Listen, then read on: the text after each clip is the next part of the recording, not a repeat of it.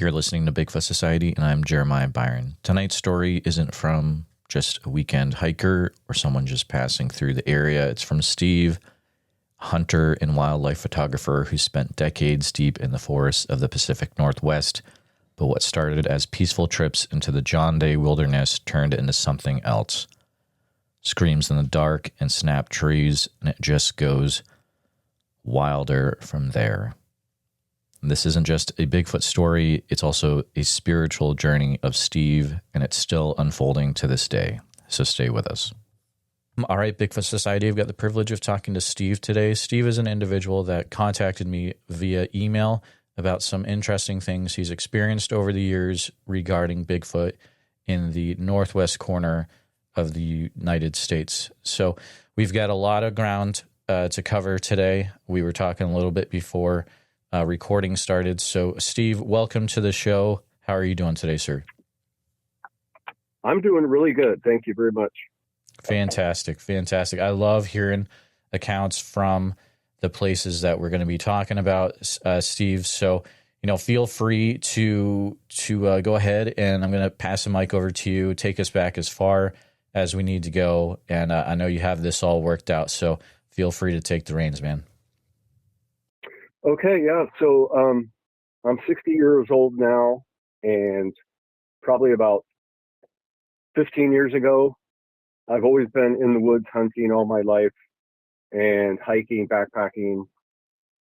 And so I used to backpack solo, and people would always ask me, am I afraid of bears? And am I afraid of Bigfoot or whatever? And I always thought the Bigfoot thing was nonsense. And so I was hunting and camping out of the North Fork of the John Day Wilderness campground, which is over out of Ukiah. It's like Highway 52. It's like a forest road, but it's actually a paved road. So we just call it the 52, which goes all the way to Granite and then eventually Sumter, where it changes to, I think it's Highway 71 or whatever. The Elkhorn Mountains are right there. So there's this nice campground there with a wilderness trail, the 3022 trail. And so I started hunting in there. I was backpacking in there. I eventually car camped in the campground and did my hunting from there. And I went out there. I took people out there, friends, family. We backpacked in, we car camped. I spent a lot of time in, the snow doesn't really clear out of there until June-ish. And so as soon as I could get in there, I would start either camping or hunting for bear in August, just for a reason to go out there and scout for elk. And so, and then I would be out of there by rifle season, which would be October. So I was in there for one reason or another for years, and I got to know this area pretty close to the campground.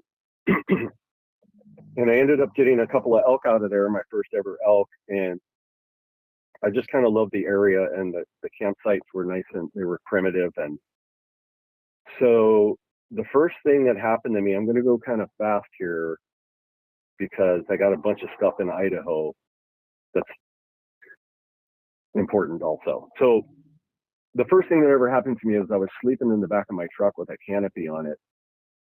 And I knew most of the guys in the campground. They were regular hunters, and we would always see each other all summer long. So I knew who did what, and occasionally, hardly anybody ever went down the wilderness trail, the 3022. Most of the hunters always hunted the easier areas around the surrounding area, and they would fire up their pickup trucks and they would go drive and go to their easy hunting spots.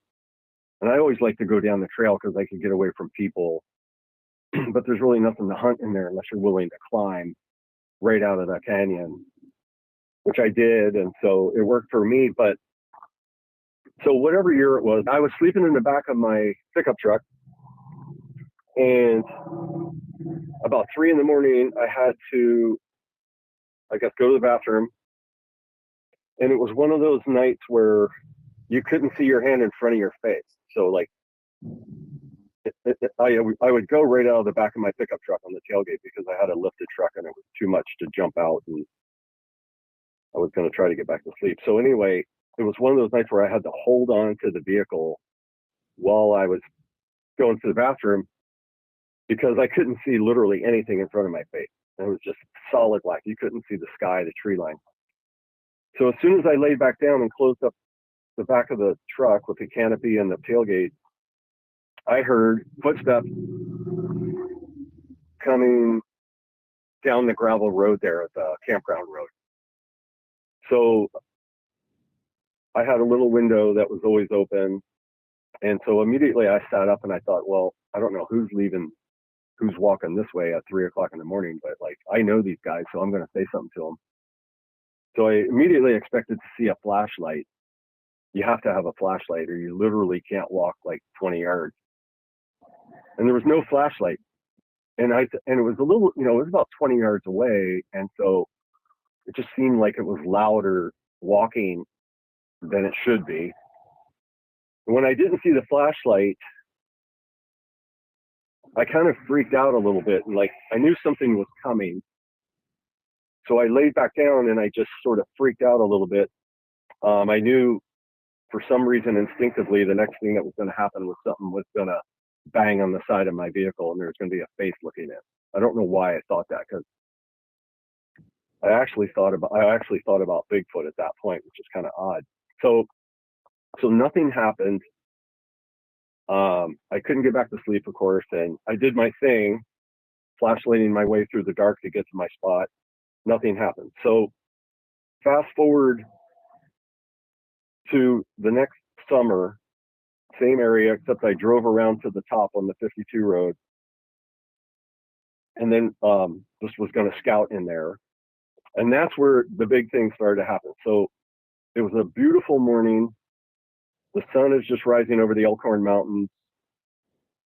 I'm only 60 yards from my truck, and the light rays are shining through the trees. And I just know it's going to be a great day. I'm going to see something.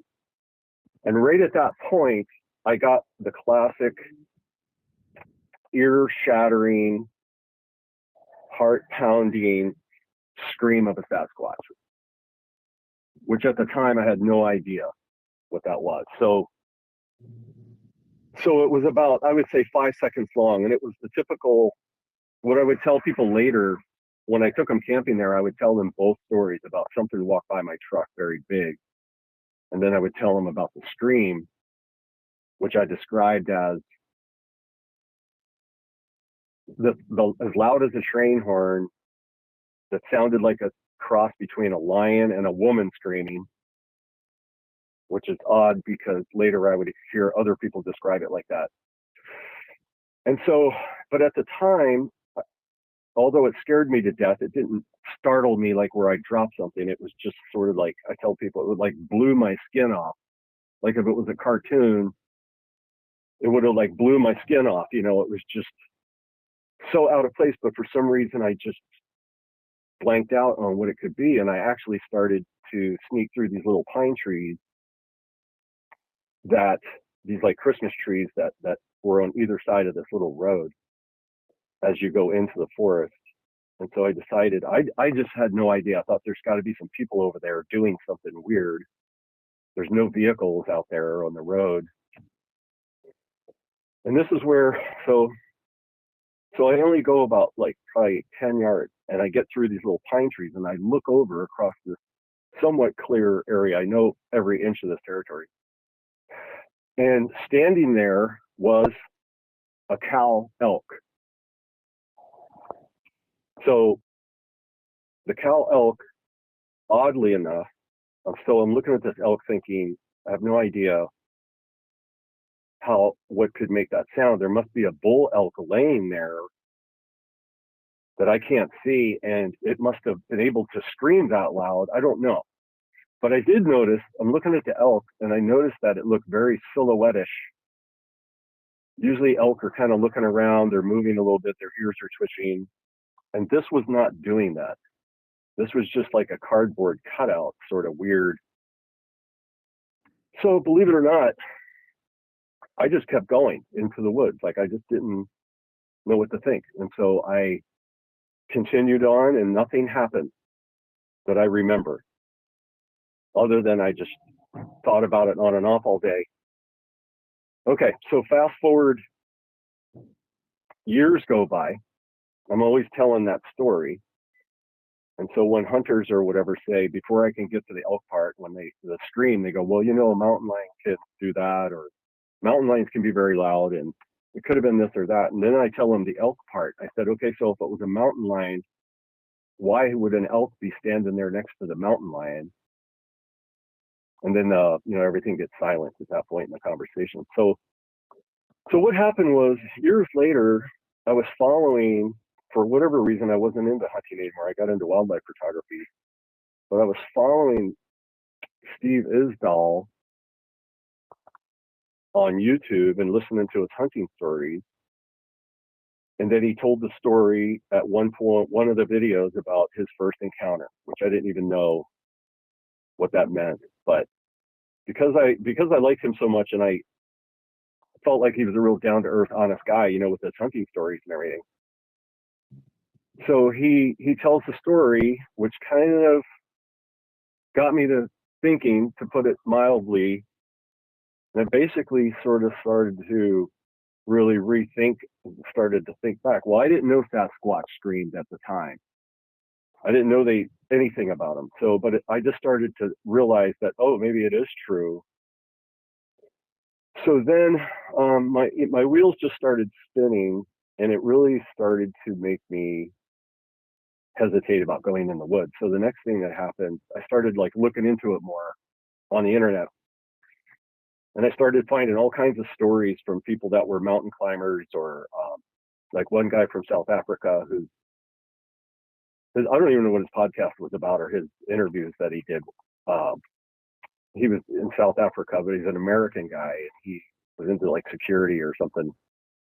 And so his channel was about that. But because I searched for Bigfoot, he told his Bigfoot story about when he was a teenager. And again, so I started hearing all these stories, and I'm starting to go into a little bit of a spiral. And then when and I'm just going to throw these names out there and not the channels. If you want to bring up the channel,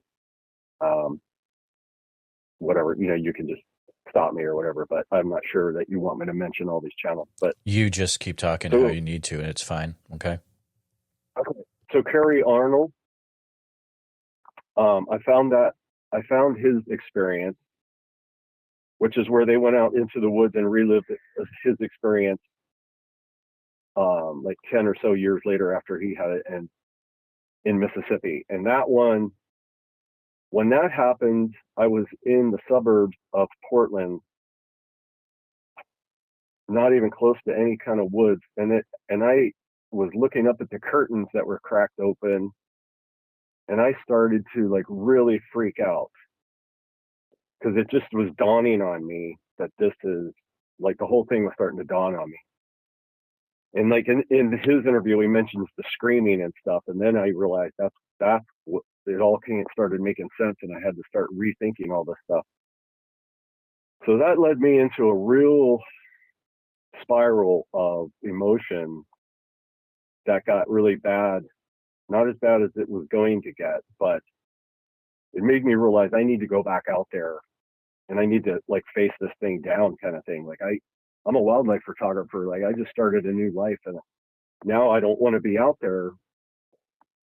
So I went back up there, and I stayed in the vehicle and stuff, but I just wanted to try to get through the night and get through my fear and all that. And it was terrible, but I did it, and nothing happened. But I was pretty close to my first encounter spot, and I was doing panoramas of the Milky Way galaxy. So I had to be out there at like 1 or 2 in the morning to shoot this panorama for somebody else that wanted this shot. And I just remember, you know, when you do that long exposure, you have to turn off all of the lights, right? Have to be off while you're doing a long exposure. And I just remember like already just being on edge, and just kind of turning and looking into the absolute blackness that was 5 feet away from me, just knowing something was was standing there. I could just feel it. But anyway, so I knew that the answer was not to live in fear the rest of my life. So, okay. So that's what happened in Oregon, was the scream, the elk, and then, whatever walked by my truck, which is not earth shattering, but the scream, nobody would deny that that's something out of this world, right? So if you were there, especially. So I'm living with this and dealing with it, and I'm going into the coastal range mountains and stuff and doing photography and that, and I'm on edge all the time. At a certain level of like almost like PTSD. So I moved to Idaho, and I start operating photography up the Salmon River out of McCall, but I drive to the Salmon River. And the first thing, I'll just give you the sequence, and I don't know if these things are all related, but the very first thing that happened was, it's very hot and windy in this part of the country in the summertime, and there was a day where it was 100 degrees and the wind was just blowing like crazy, like it does here in the afternoon. And I decided, not to even bother doing any kind of photography. I was just going to go sit in the shade by the river. There's one picnic table, and I had a fold-up rocking chair, and I would just put my feet up on the picnic table, and I had a pair of binoculars that I had brought with me instead of my camera because I wasn't going to see anything, and it was too hot. So the wind is howling, and I'm kind of like looking up through the trees with the sun is directly overhead, and I can see the seeds and the dust and the birds and whatever just blowing around, stuff everywhere in the air. And then I look downstream about probably 300 yards, and I see something flying up the river, and about 30 or 40 feet off of the water. And I like to do birds in flight photography, and so I was like, well, that's great. I don't have my cameras in the truck, and like, oh well. So, but I happened for whatever reason to bring the binoculars. So this thing's coming down the river, and as it's getting closer to me, it's going to be on my left here.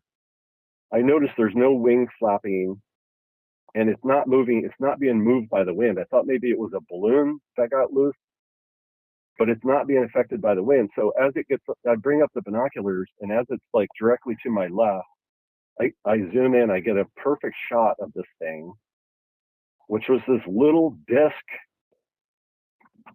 weird looking, flat on the bottom, but like domed on the top, when it looked like it had like 3 little legs sticking down.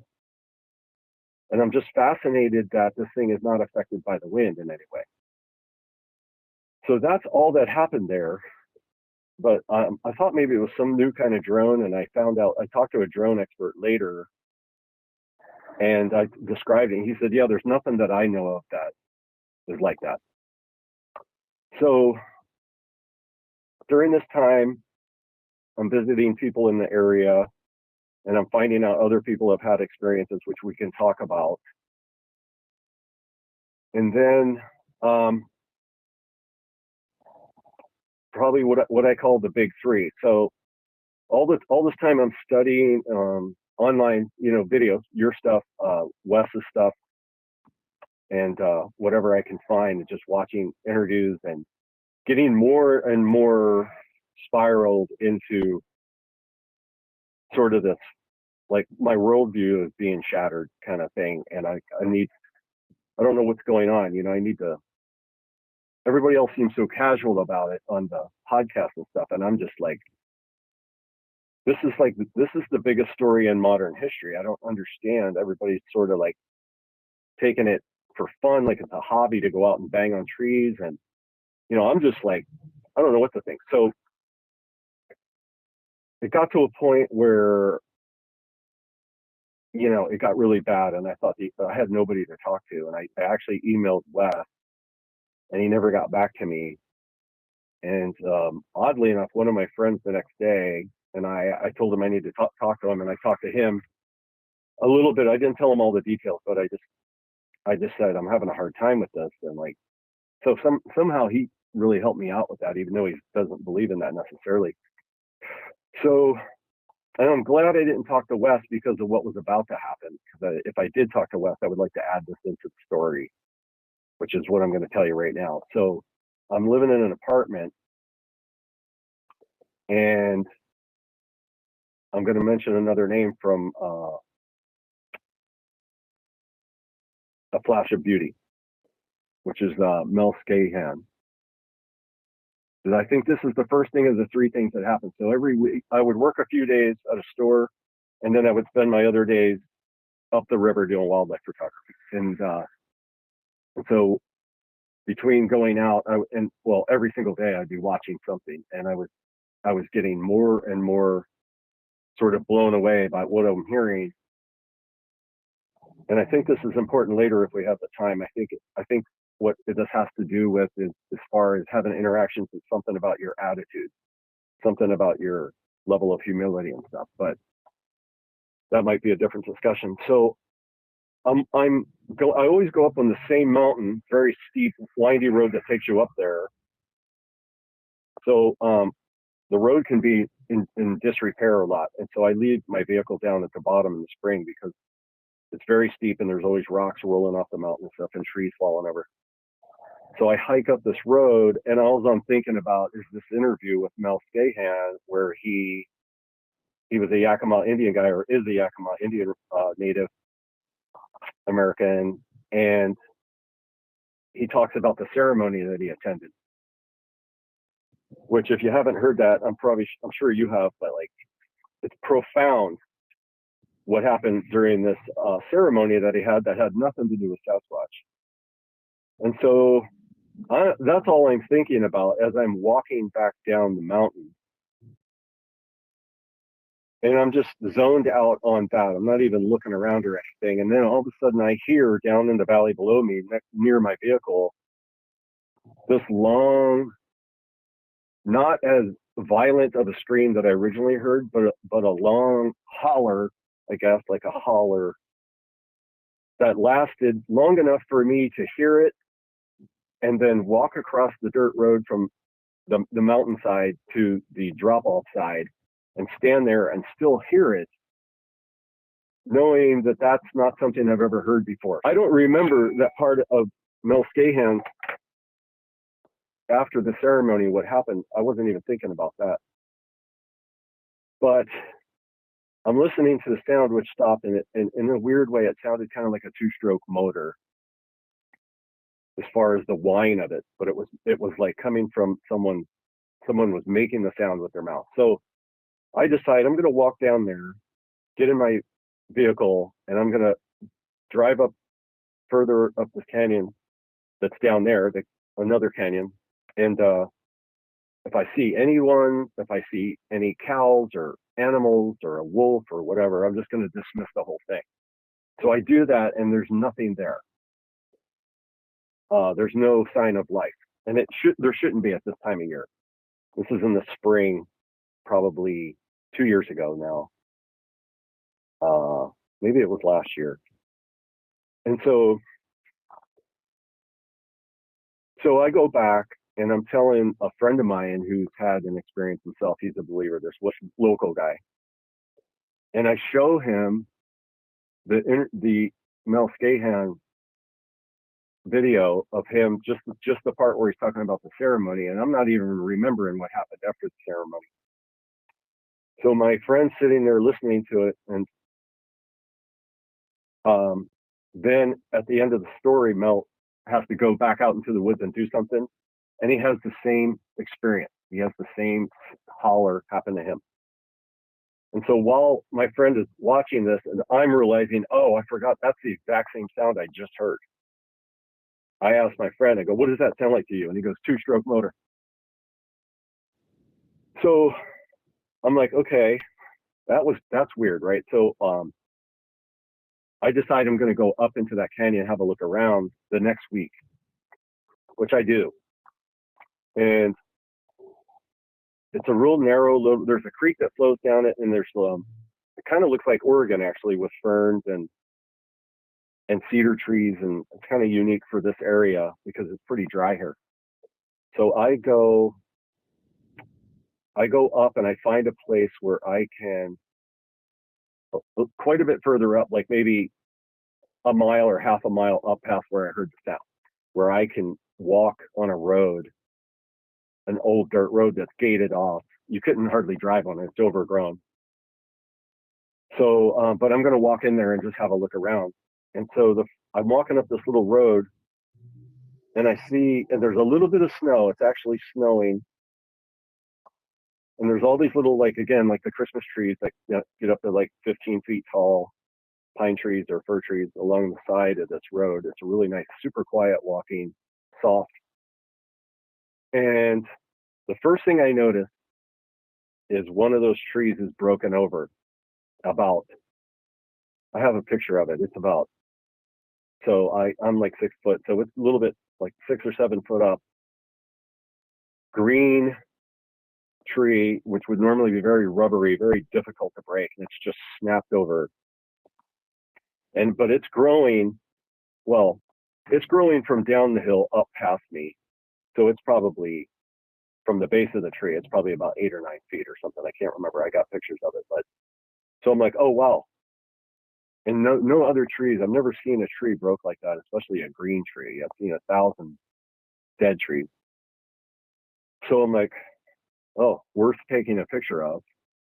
So I walk another 100 yards up this road, and the trees kind of disappear off the sides of the road, and it's kind of open. And I turn this corner, and there's a dead deer laying there on the road, like freshly killed, not warm, but like you could cut meat off of it and eat it. And the back of the deer is something got a hold of it and like tore out the bottom of the deer. And so there's a little bit of blood clots and stuff and hair on this road. And the deer's head was kind of oddly turned. So the deer's back was sort of facing me with its legs away from me, but its head was turned around looking at me with no eyeballs. And so in and of itself, if this had nothing to do with Sasquatch, I would find that very odd that this deer is laying in this road. But it's just odd. Like I've covered hundreds and hundreds of miles, thousands in my life, and I've never seen anything like this. I've seen, roadkill, and I've seen cougar kill, but anyway, I'm just like, oh. And so I'm looking at it, and I just don't know. Like, obviously, a mountain lion, killed this animal, and it's just right here on this road. But my approach would have been like 100% quiet. Like, it was as quiet as it could be. There was a snow going. The road was wet. It was just pine needles. I should have walked up on either birds or a bobcat, coyotes, or something, you would think. There's no tracks. So I keep going past the deer. I come back. The deer's there. I get back into my vehicle and I start heading out. And I see another tree break on the main gravel road. Obvious, bigger one, taller, but just stands out from all the other trees, broken over, fresh. So now I'm seeing 2 tree breaks that I've never seen before in my life, anything like this, in the same place, maybe 200 yards apart, one on either side of the creek. Impossible, because, there's even with a tree deadfall would have a hard time snapping off a tree 3/4 of the way up. It's either just going to smash it down or it's going to, possibly break it in half. But these are very rubbery green trees. So I took a picture of that too. And that was bigger. And it's like, I eventually took this friend of mine up there months later because he was a logger most of his life. So he knows all about the possibilities of tree breaks. And of course, we're looking for possible pieces of something that could have fallen off of another tree. There's nothing. The forest floor was very clean on both of the tree breaks.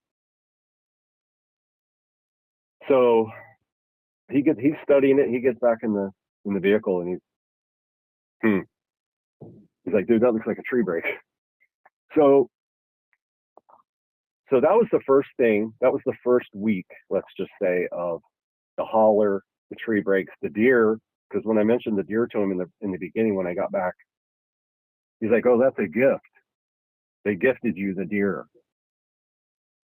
And I was like, "Okay." So then, actually, he wanted to do like peanut butter and jelly sandwiches and I went back out there reluctantly, and to say I was on edge is an understatement, but.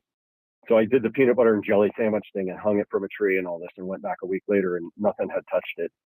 But what was weird, I almost forgot this, is that at one point when I was going in there back and forth, checking on the situation, and I was learning that if you really want to have an encounter, don't take a camera, a gun, or a flashlight. And I'm not sure I want to have an encounter, but for some reason I just felt like it was part of what was coming.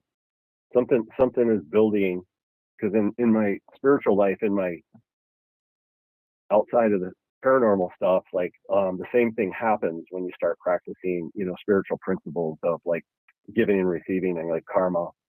But I just knew that something was building, and I didn't know if it was just a face-to-face encounter or something, or a sighting, like a Class A sighting. I didn't know if that's what was going on, but something was. And so, well, you'll see. So the deer disappeared at one point, and I remember going. I'm looking down on the ground where the deer was, and there's zero evidence that the deer was a deer there. There's not a single strand of hair, nothing. And I've seen a lot of dead deer. The hair will be there a year later. If you tear the hair, if you've got a deer, the hair will be there a year later.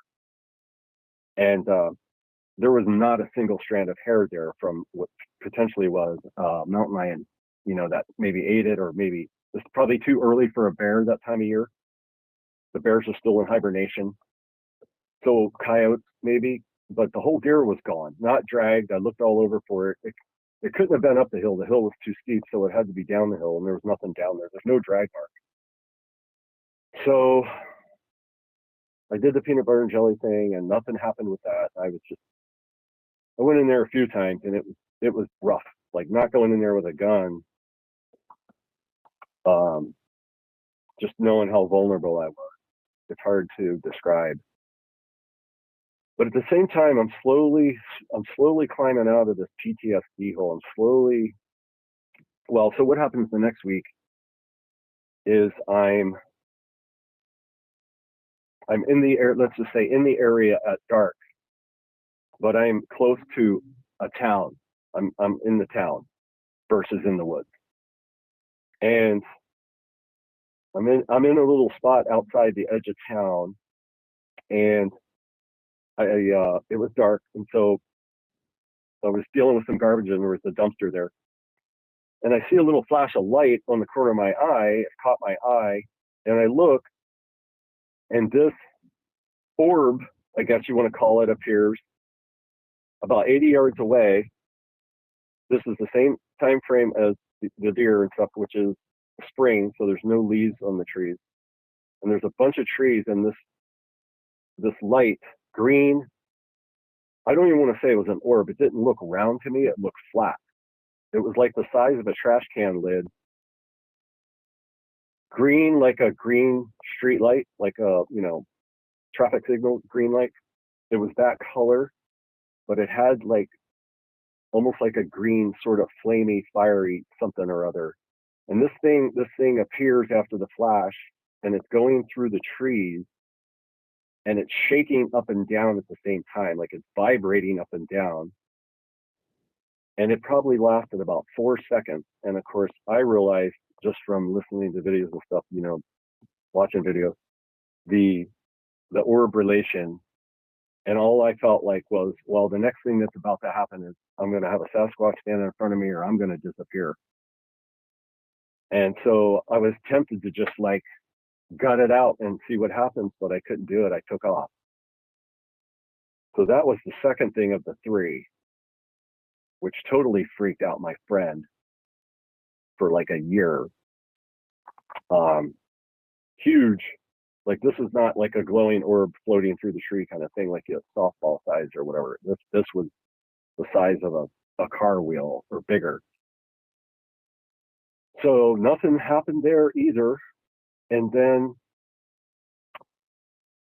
probably the weirdest thing happened. So on the third week, I'm up the river and I decide for my photography that I'm just going to park off the paved road.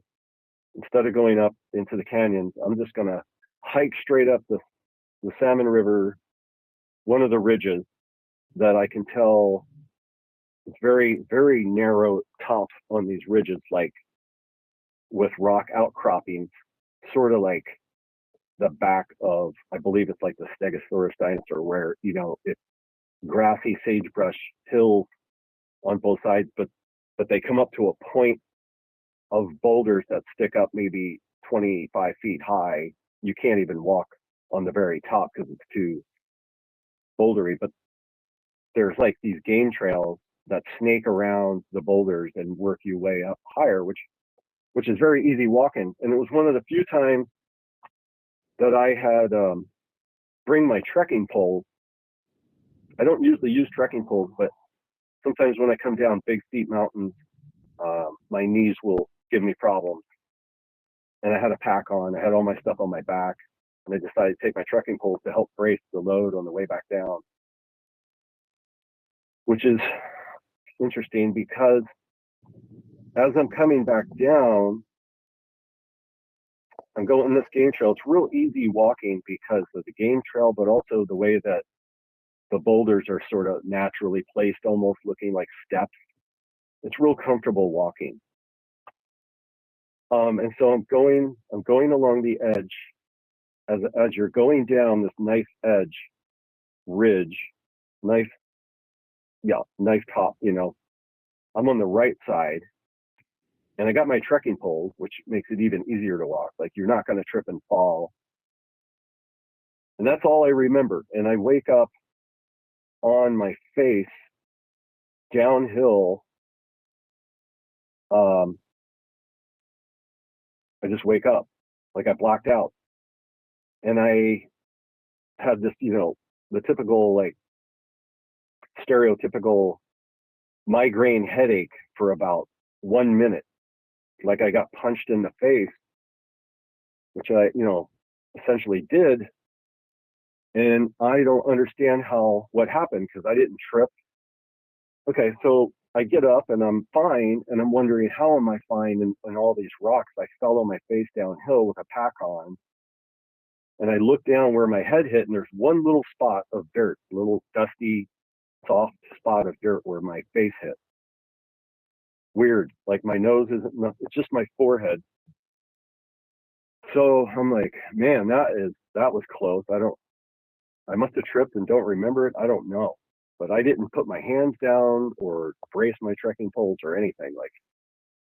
And that wouldn't be that weird. I wouldn't bring that up except for what was about to happen 5 minutes later. So now I'm on the left side of the ridge going down. So I'm looking down at the paved road. I see my van parked there. And because of the ridge that I'm walking along, it's so steep, I can't see to the right. I can't see downstream at all. The whole mountain all the way down, and I'm about 200 yards from my van. Broad daylight, middle of the day, sunny, blue sky. I can't see but about 25 feet behind my van, downstream. My van is pointing upstream. And I can't see more than about 25 feet in front of my van because of the brush down there. That's growing up very high, covering the road. So my van is there 25 feet on either side of pavement. And I'm fully camoed out. And there's no way anybody could ever see me up there. There's no way anybody could see me have gone up there, because you get out of the van and this road is it's remote, and it's in this time of the year, it's nobody uses it. this is a rafting area and stuff, but in the spring, there's just nobody up there, hardly ever. So I'm just as I'm sort of like working my way down through this game trail, and I look up at my vehicle, and this figure walks into, it starts approaching my vehicle on the paved road. And immediately, it's not that odd to have people walking up there, but immediately I knew this was odd because not only was it a very tall figure, dark from head to toe, black, everything, shoes all the way up to the hat. If there was a hat, I couldn't tell. And it was a tall, lanky figure that took a couple steps. And I hesitated because I just didn't know if somebody was going to mess with my vehicle, or I kind of wanted to watch. And I had a camera on my back that I could have taken pictures if somebody messed with my vehicle, whatever. All this goes through your head in like 1 second. And I guess it's a he took a couple steps, got beside my van. He's in the only little window where I can see him because he's about to disappear behind this brush. And I'm thinking, this is weird. Like, it didn't look like a typical sightseer tourist that are kind of walking and kind of lollygagging or whatever and looking up at the mountains and looking at the river and looking around. This person was marching with their head down.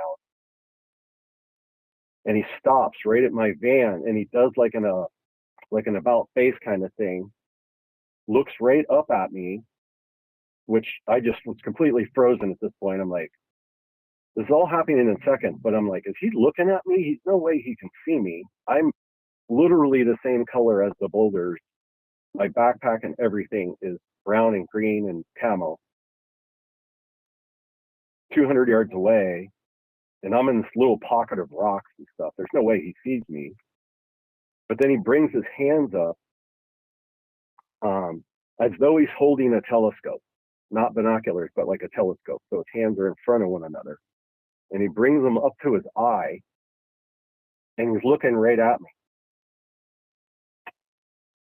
So I don't know what to think, right? I'm just frozen, of course. And then he turns and he continues on his march.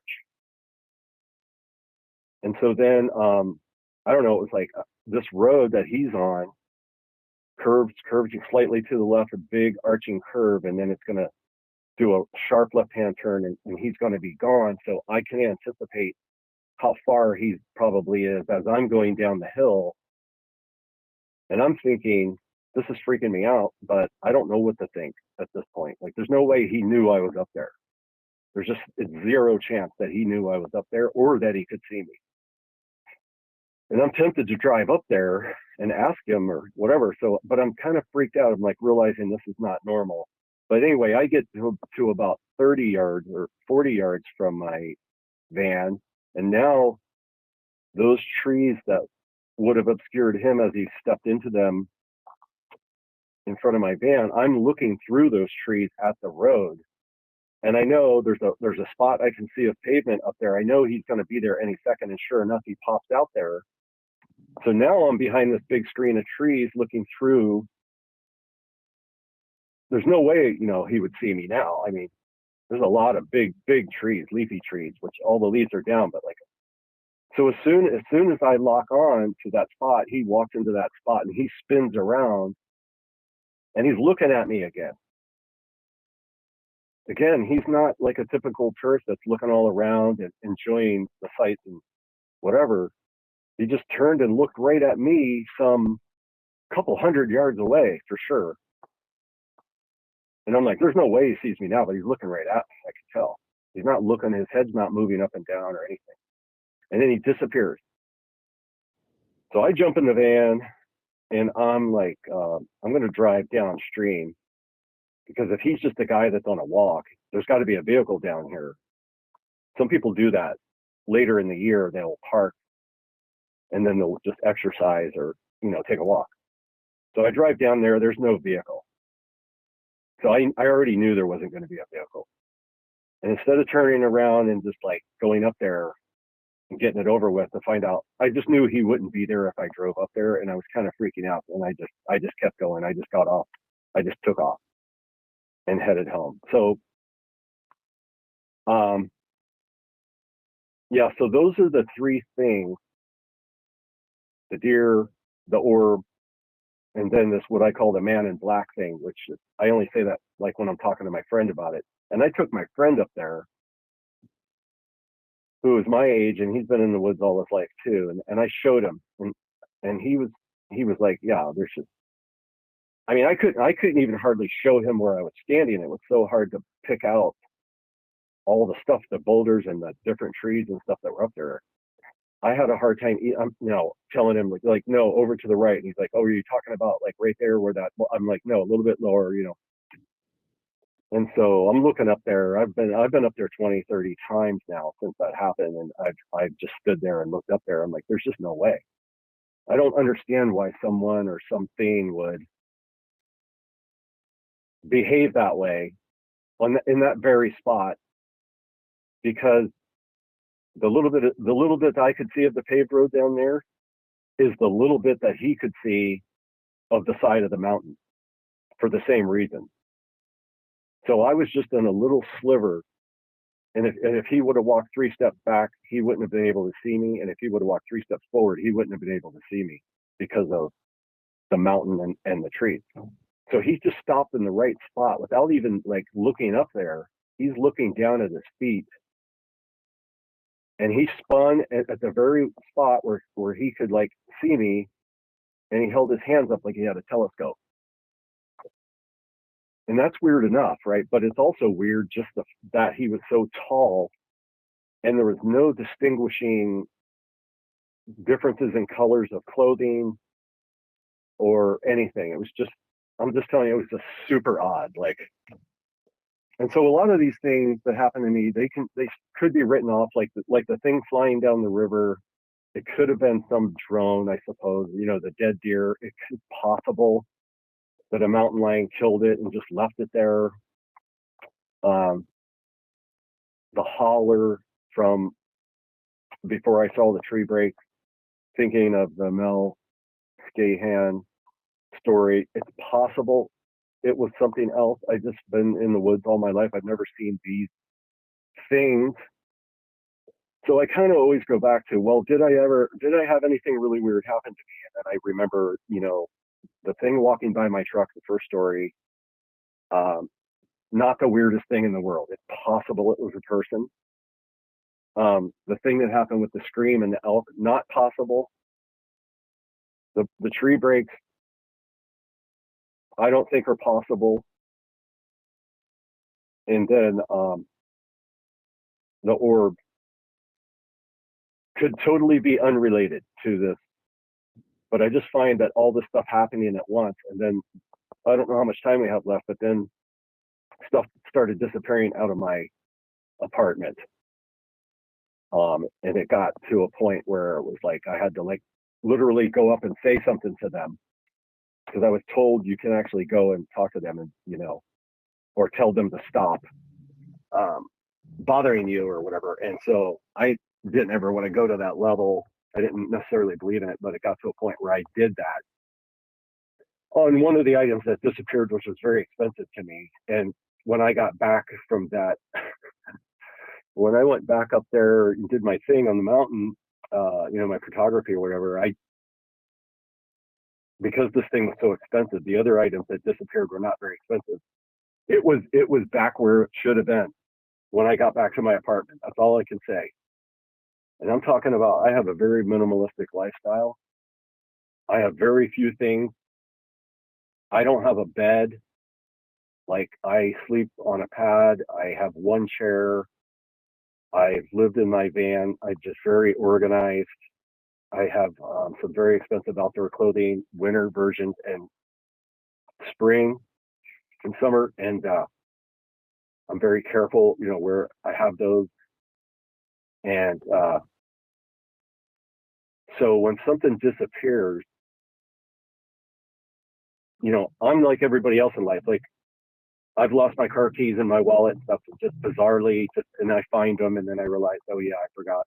Like, I have that stuff happen to me regularly, just like everybody else. But that's not what this was. That's not what was happening to me. I'll just tell you these things real quick about what happened. One of them was just like I had a hat disappear that I never wear. I bought it. It was kind of like it was a really nice camouflage hat that I kind of just hung on the wall. It was a camo hat that had a front that you could peel off Velcro and you could put other patches on. And I just don't wear hats. I hardly ever wear a hat. I haven't wore a hat in 2 years. I wear headbands usually. And so this hat disappeared. And I looked all over for it, just thinking I must have wore it. I don't remember wearing it. And nothing, I never found it. And so then, oddly enough, I bought some local salmon steaks, and I have those in the freezer. And I always wanted to eat one. They're kind of expensive, so I was going to like do something special with it. I had to figure out how I was going to cook it. I just put it in the fridge to let it thaw out, and I would worry about it later. I'd figure something out later. And, if I opened my fridge, which has like 5 things in it, I would see that salmon steak, and it would be a reminder that, oh yeah, I need to eat that in the next couple of days. And like 10 days go by, and I'm thinking about salmon again. I'm thinking I need to have one of those salmon steaks. And then I remembered, yeah, I already thawed one out. I can't believe it. And so I jumped up and ran to the fridge, and I thought, man, I wonder if it's still good. It wasn't in there. So the salmon steak is not in there. And I did not cook the steak and eat it because I was waiting for this to happen so that I could practice different recipes or whatever. And I was going to share it with some friends on, so anyway, the salmon steak was not there. And then the big one was when I had a very expensive piece of clothing. I had 3 things hanging in my closet for months. I had a puffy jacket, like some shirt, and then I had these expensive winter pants, $200+ and I had already used them for the season, and I hung them in the closet because I wasn't going to use them again for another 9 months probably. And one day I was comparing I was going to order something and I wanted to check the waist size, whatever. So I went to look at these pants in the closet. There's only 3 items in the closet, and they're not there. The pants are not there. And so I'm tearing my place apart, which takes 5 minutes to look through everything. And those pants are not anywhere in my apartment. So the only place they could be is in my vehicle, which I do have like a tote in there, which I keep some gear in case I get stranded overnight, and I can, have a sleeping bag and some cold weather stuff. And I always have that tote in there. And I knew it wasn't in there because I don't use those pants. I use puffy type down and synthetic puffies if I'm going to be stranded overnight. These were not like that. These were just lined pants. But my van is parked like 100 yards away from where my apartment is. And so I just was telling myself the next time I go to drive somewhere, I need to check that tote. So finally I'm up on the mountain. This is when that happened. But keep in mind, I tore all this stuff apart over and over like 3 times. Like you do when you lose your keys or something. You keep looking in the same place like it's going to suddenly appear, and it's just like there's nowhere else to look. It's a big thick pair of pants. So I'm up on the mountain and doing my thing, and I remember, oh yeah, I got to check that tote. So I pull over on the side of the mountain and I check the tote, and of course they're not in there. I knew they were not in there. So that's where I was getting fed up, and I actually just kind of did like some people do, and I think I yelled it out loud, like into the forest. I was like, I want my pants back. And I don't know what to tell you other than I drove home and the pants were in the closet. So if you don't know me, you don't know, I understand. Like if somebody else was telling me that story, I'd be like, well, people sometimes just aren't that focused. You were just not paying attention, and they were there the whole time.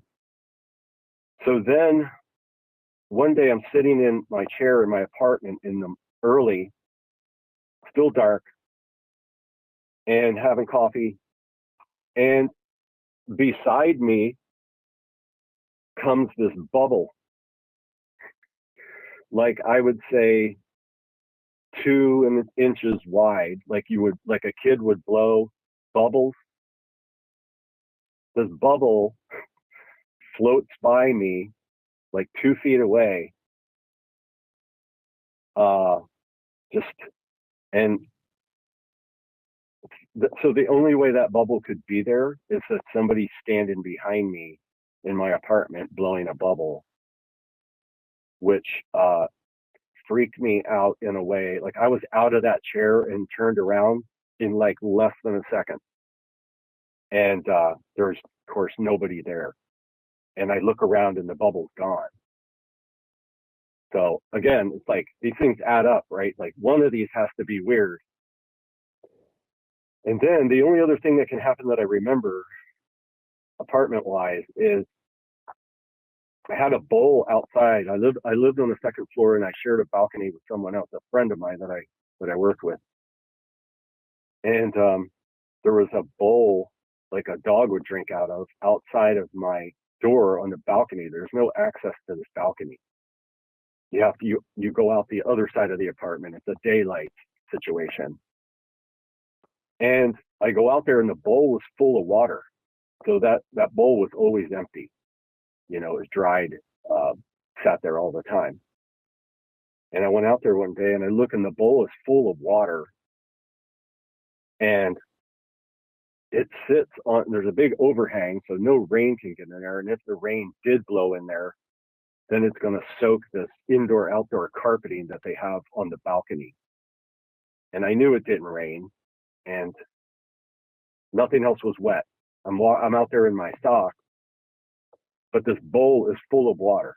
Oddly enough, as weird as it, very benign, whatever. So that's basically everything that I have to say as far as, noticeable, odd things that stand out, the encounters I had. And then eventually I just sort of crawled out of the PTSD aspect, because the Mel Scahan thing, the whole point of the ceremony, when he had that experience at the ceremony and went back out in the woods, he wanted to know, am I okay? Are we okay now, right? Because he had to correct something. And he got that holler. So he got, in his mind, that was like, oh, I guess we're okay with this, because he did what he was supposed to do according to the medicine man. And I just feel like the deer and the holler and the man in black kind of thing that I talk about, like, I think they're just basically saying to me, for whatever reason, I didn't conjure any of this stuff. I didn't go looking for this, but it's part of what I think is maybe another conversation about that this is all spiritual. These are not apes. These are not leftover cavemen or anything. That's clear to me. But I think it has to just do with, at least in my case, it has to do with your attitude. How, when you start going down a spiritual road of developing humility and like getting rid of your dysfunction and anger towards life and unforgiveness, which, that's what I was also doing at the same time, which is why all these things started happening. And then there's just one other quick story that I thought about much later, which when I was first going to leave the Portland area and go to Idaho, I traveled around and I was in Central Oregon, and I met a woman who was also like going to live in her van and travel for a while. And so we sort of camped out near the Deschutes River, and we hung out for a couple of days, and she was basically a psychic, and which I didn't, put a lot of faith in any of that. And, tried to understand exactly what she did, and she was a little vague about it. Like, I don't know if she was a past life regressionist or whatever, but I shared with her. So none of the Idaho stuff happened at this point, but I was already kind of going down the road of PTSD on the Oregon stuff that happened, and I shared with her that what happened with the Sasquatch experience in Oregon, and I said, and my research is showing me that they might be spiritual beings. And she said, well, I would have to have a session with you in order to know if they're attached to you or whatever. And I'm like, you mean like hypnosis, then you go into a trance kind of thing? And she's like, yeah. And I'm like, nah, yeah, okay. I'm never going to see her again. But she just lived down the road from me, as it turns out, in the Portland area. But then later during this camping, she came to me and said, your Sasquatch friends, or something like that, wanted me to let you know they know you and you're okay. So just understand, like, this is long before I've gone down the woo road of this stuff, which I completely believe in now. Like, having watched interviews from like Rich Jermu, especially his 2-part interview on A Flash of Beauty, watched that a couple times, and just the most profound stories like that are at that level just ever.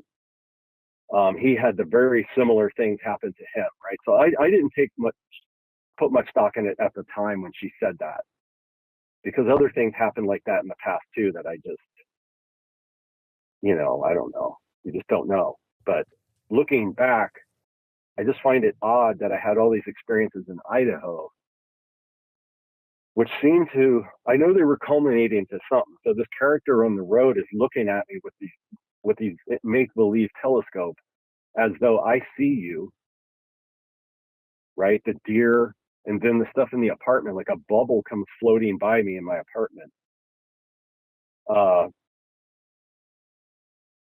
So I know they're there. I know they're watching me in some way.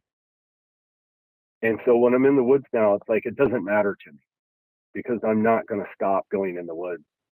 The only thing I don't do well, and I haven't done, is like spend the night, because I can handle a lot of things, but not 3:00 in the morning, knock on the side of the vehicle or pressing in on my tent. I just don't think I'm ready for that. I don't think I need it. But somehow I have a parallel story for another time that, has to do with like spiritual Christianity and abandoning doctrine in the church and stuff for trying to be a better person, a humbler person, more honest and loving and forgiving towards other people, which has been a great journey and it's worked. But what's odd looking back is I had like a supernatural experience on the Christian side during this journey in the very beginning, which when I look back and I do the math, as close as I can tell, that's when I had my first experience in Oregon with the scream. And again, it may not be related at all, but so basically I had a spiritual journey on the right, or I guess on the one hand, and then on the other hand, I'm having this increasingly dark and terrorizing experience with this paranormal Bigfoot stuff on the other side. But that's a huge deal, I think. Okay. Well, go ahead. What do you think about that? So you were walking, you were trying to figure yourself out spiritually at the same time this stuff is starting to amp up. Is that the correct way of hearing that? Yeah.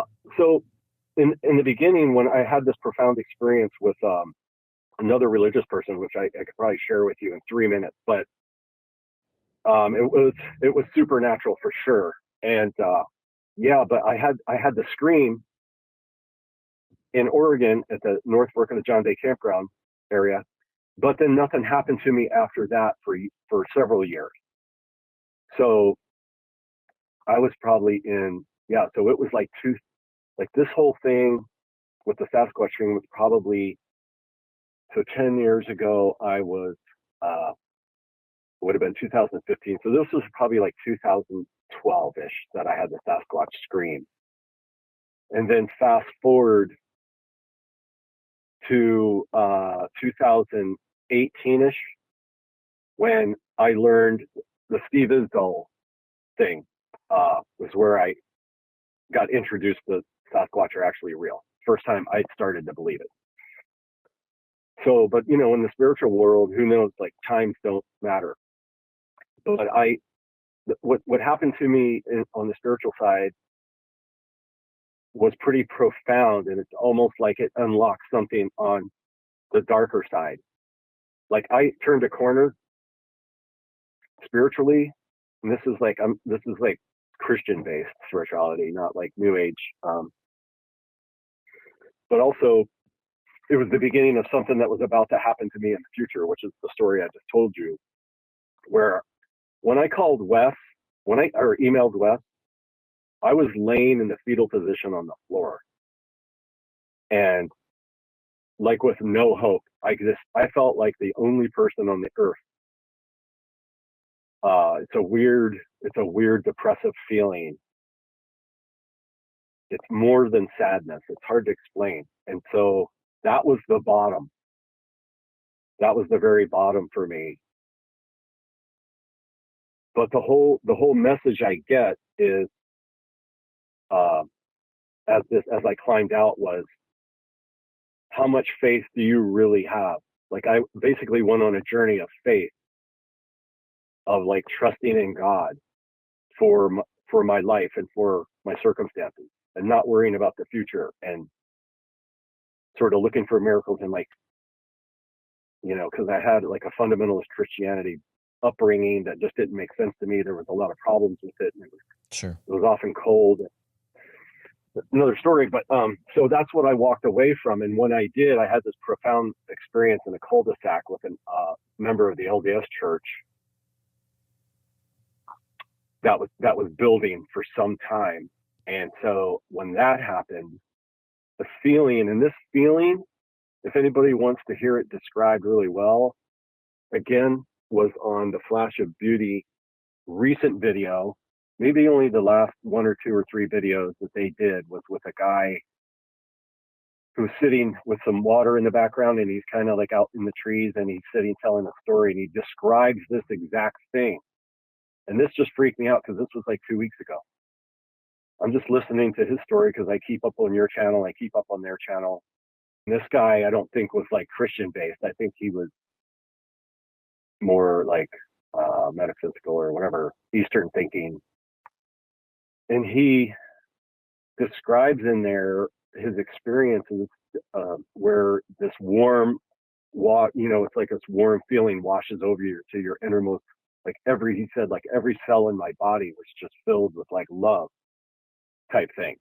The way he described it was exactly what I experienced with a really heart-to-heart emotional conversation I had with an LDS, meaning, Latter-day Saint member, who I had a discussion with in the street. And that was, so that happened to me. And the other time that happened to me, the only other time in my life, was 40 years earlier, as a teenager in a church that I was forced to go to by my parents. And I had no idea what the guy was saying ever. He was always up there ranting and raving and, running back and forth on the stage. And I just I was just there looking at the girls and stuff. I didn't know what was going on, but I had that exact same experience in the pew sitting next to my parents. And ever since I had that experience, it opened my eyes to spiritual things. That's all I can say. As a teenager, I've never told that story to maybe 3 people in my life. So I went forward in my life being a very dysfunctional upbringing, all the stuff you might have heard about with sleep paralysis and dark figures in the room, and right, just bad parenting and all that, right? So I think that's all connected, but it's basically just you're in darkness, you're blind, and then at some point God opens your eyes. And then later in my life, having this, wanting to know more truth, like believing that the fundamentalist Christianity is not the answer. That's obviously not the answer. If you read the Sermon on the Mount, He doesn't talk about any doctrine in there. Jesus doesn't mention any doctrine, starting with the Beatitudes, Matthew 5, 6, and 7. It's all about, you have to, do what I say, go the extra mile, give to the poor, give your body to be burned, love your neighbor as yourself, love your God with all your heart. And I'm looking around at the church after 20 years. I'm like, nobody's doing this. Like, we're just like having Bible study and, checking off boxes and acting like however we want the rest of the week. I'm like, I want to know the truth. I got to get out of here. And I did. And at the same time, I had this sequence of things with the LDS missionaries that would come to my door every, say, once a month. And I always had great talks. It started out very fundamental. But as time went on, I realized, why I'm taught to like hate these guys, right? I'm taught that these are the enemy. And I'm thinking, at least they believe in God. Like, I can't even find anybody who understands what's the basics, which is, creation versus evolution. And people are just into their football games and kind of checked out. And like, at least I had these guys I can talk to about spiritual things, so why am I arguing with them? So after about 4 times of them coming to my door every once in a while, my message became more and more, let's put the Bibles down, let's just talk. And I could feel it building in me. I could feel like I was welling up almost like with tears. Something was happening. Well, the kid that I met in the cul-de-sac was not a missionary. He was an 18-year-old kid, I think, short little guy that was passing out brochures for something else. Like, he was doing summer job. He was up from Salt Lake City. And by then, so when he mentioned Salt Lake City, I said, "Oh, are you LDS by the chance?" And he goes, "Yeah." He goes, "I just got back from my missionary work in Mexico. We were building houses." And at that point, it's just him and I standing in this cul-de-sac, which has 2 daycares in it. And there's usually tons of people coming and going, but it was completely quiet. And I'm standing out there with this kid that's just staring at me, like kind of almost like with his arms folded, just looking at me, like waiting for me to ask. So I go on this rant about like, man, it seems so stupid that we believe a lot of the same things. You believe in an afterlife. I believe in an afterlife. And I know, our differences are technical and stuff, but at least you believe in something, right? And so I go on this emotional rant, and he's just staring at me the whole time, like he's waiting. And I'm thinking, I'm probably talking too much, and this kid's kind of freaked out. And all of a sudden, I feel, as I'm sort of like, as it's welling up in me, I feel coming down from above this warm. You just have to watch that video to, like, the guy describes it better than I can. A flash of beauty. And so I sort of hesitate for a second in my rant, and I'm feeling this going down through me, and I'm looking sort of down at my feet, and then he says, "Do you feel that?" Oh, wow. And then at that point, I kind of looked up at him. He just had that same look on his face, like, sort of gave me a nod. He's like, "That's love," and he walked off. So again, it's like, I did, I guess, something right. I was on some right journey, I guess I want to say, is like, I got confirmation that when you conjure up that much passion for people and concern, like, I might hate this guy I'm talking to, but if all of a sudden he starts bleeding to death, all my attitude's going to change immediately, right? And so it's kind of like, that's how you have to be with people. So that's, it's a long story, I know. And, but that's basically the journey I was on. And to this day, that journey has been a whole book I could write. Absolutely. Absolutely. My goodness. So just real quick. So after you started down that journey, that's when the weird stuff started happening for you. Yes. So man, it started happening. And then when I was mature enough, so in other words, I was challenging God in a way, not sort of in my prayers, but just like, I don't care about my money. I don't care about my future. I don't care about my health. Like, because the Bible says, why do you worry about the things in the future?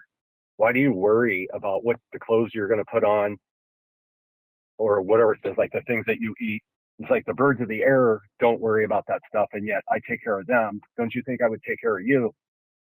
So those kind of sort of red letter Christianity, they call it, like, and I'm like, yeah, why, how much faith do I have if I'm like on the one hand going to church, but I'm worried about how much money I got in my 401k for 20 years from now?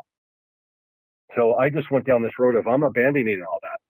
Like I'm done with all that stuff. Like, and so as soon as I started down that road, all the stuff started happening, not just the Sasquatch stuff, but the good stuff, like the miracles in my life, one after the other, so that I'm in the situation now that I'm in, where I'm in the best place I've ever been in my life. My patience level, my forgiveness for my family, my happiness, my sense of humor has increased. I'm making people laugh. Everywhere I go, I get employee of the month. People want me, to be friends, and like, just opportunities come. Just when you need $100 for something, as soon as you turn off the switch, the worry switch, the $100 shows up. And so once you understand that you can turn it on and off with your humility, when you just let things go, like forgiveness, then things start happening. It's like a ball that you get rolling. So, but at the same time, the Sasquatch thing was interwoven with that. And the message I get these downloads. I was a troubleshooter all my life for high tech, electromechanical stuff, and like really complex troubleshooting. And so a lot of times it's the same way there. You gotta let your subconscious, like, sometimes we'll troubleshoot something for 3 weeks and we can't figure it out. It's going to be very expensive. I just developed this sort of instinct. I was very sensitive to when I was getting frustrated or impatient with somebody and realizing it was a test. So I would get these messages sort of in my mind. I would just kind of like be sitting there, and all of a sudden it would dawn on me what the answer it was to something, whether it's troubleshooting, a technical thing, or whether it was a reminder that I'm being angry and worrying about something I shouldn't. But the ultimate test has come to me. The ultimate test is, how much faith do you have? If you really have faith, then go out there. They're waiting for you at 3:00 in the morning. No guns, no flashlights, and no cameras. And let's see how much faith you really have. My goodness. Because we already know from experience that they're not going to hurt you, right? We already know the technical stuff. So what are you worried about anyway? Right? See, that's the message I get. So go do that. Let's see how your faith is after that. And that is not something I have been able to fully do. But to the degree that I have done it, it definitely pulled me out of my hole. So now I realize it's a game, that I'm weak in some regards, and that, that test is always waiting for me. It's just super interesting, the whole thing. It's just I understand, it's bizarre. I'm like I'm a normal person, otherwise.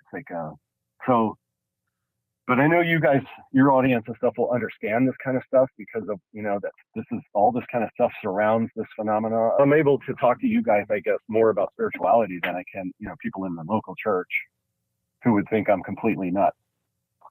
Oddly enough. Exactly. Oddly enough. Steve, what an incredible account, and one that is still continuing to go on for you as you work through this. You're definitely in a much better place. But, I just want to say, first off, thank you for sharing your entire story. I know it is a very personal story, and I just feel privileged to hear it and to be able to share it on this platform. Please, stay in touch if things continue to happen. But personally, I would love to know how the rest of your journey plays out, man. Well, I'll give you an update, and maybe once a year or every 6 months or something, and I'd be glad to do it. And it's a pleasure and a relief to be able to talk about some of these things, because I can talk about bits and pieces to different kinds of people, but to be able just to lay out the whole thing. I told you I did it one other time, and it took me about 2 hours, and it's, I felt better for like a week after that, just being able to talk about it. So IOU is the way I look at it. You're the one that's like the doctor sitting in the chair listening to me all go all over the place with these different stories. But on the other hand, I just want anybody out there listening to maybe get some tidbits here and there, because maybe they had a weird experience. Like when I watched Mel Scahan, that one little part of that made a lot of sense in what happened to me. Not only was I thinking about him deeply, but I had the same exact response that he got, which is, so this stuff just goes on, right? And maybe somebody will see an orb like I did, or they'll see some figure in black on the street or whatever, and they'll be like, oh, I heard this story before from a guy that was on a spiritual journey. And so they can sort of plug that puzzle piece into their puzzle of life, and try to make a little more sense out of it. Absolutely. Oh my goodness, dude. Thank you, Steve. Thank you so much for sharing again. And it has been a privilege to talk to you today. All right. Well, thank you. And let's keep in touch. Just want to take a minute to say thank you for listening to this episode of the Bigfoot Society podcast. Steve's story is one of the rare encounters that lingers, not just because of the scream in the Oregon wilderness or the man in black on the Salmon River, but because of the way it's tied so deeply to his journey of personal transformation. So huge thanks to Steve for opening up and sharing something so personal, and for reminding us that sometimes these experiences aren't just about what's out in the woods, but about what's changing inside us as well. If you enjoyed this conversation, please subscribe to the channel on YouTube, hit the bell icon so you don't miss any new episodes, and share this one with a friend who's into Bigfoot or a story that makes you think. If you're listening to us on the Apple Podcast or Spotify platform, make sure you're following the show there. And if you'd be willing to leave a 5-star positive review, it really helps more people find us. Now, if you or someone you know has had a Bigfoot encounter, especially in Oregon, Idaho, the Pacific Northwest, or anywhere else for that matter, I'd love to hear from you. So please send me an email at bigfootsociety@gmail.com. If you haven't gotten a chance yet, please check out our new memberships site over at bigfootsocietypodcast.com and click on the members login area. It's where you're going to find extra member episodes every week, early release ad-free episodes, and also a place to hang out with other people that are into Bigfoot as much as you are. We hope to see you there. It's a really, really cool new membership experience. So thanks again for being part of the Bigfoot Society. Until next time, keep your eyes open, trust your gut, and never stop asking what else might be out there. And see you in the woods.